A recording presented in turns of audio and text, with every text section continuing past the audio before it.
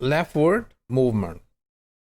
So let's take questions. We are talking about processes that are involved in creating different types of sentences, right? So let's take, for example, first question. How do we make questions, right? Earlier we have noted that English has various types of questions.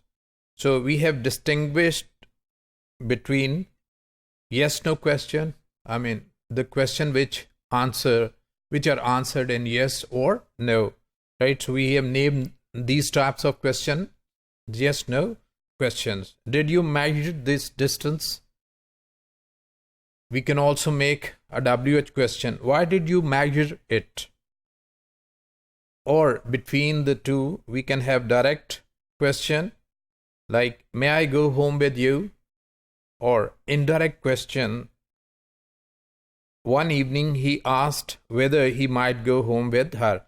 So here, whether he might go home with her is an indirect question. So we see that we have 3-4 types of question. The basic sentence is the same, and we have done different changes to make these types of questions. So all these interrogative sentences are related to the basic declarative sentence. For example, you measured the distance, or I may go home with you, etc.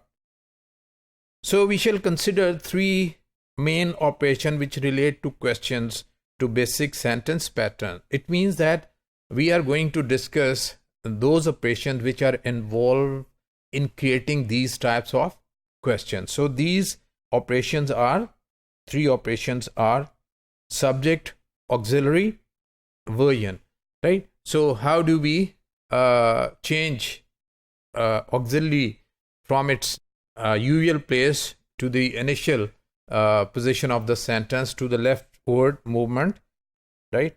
So do insertion. Sometimes there is no auxiliary, as we know, but we bring a do and then make an interrogative question. And sometimes we bring a WH word to make an interrogative question. We also call it double interrogative, as it has auxiliary or do or and as well as WH question. So we will now discuss these 3 types of processes of making interrogative questions. And this basically is the beginning of the movement that takes place. This tells us that how we move different elements within the sentence, where is actually their position is, and how they are brought to the beginning of the sentence. For example, if we have a sentence, what is your name?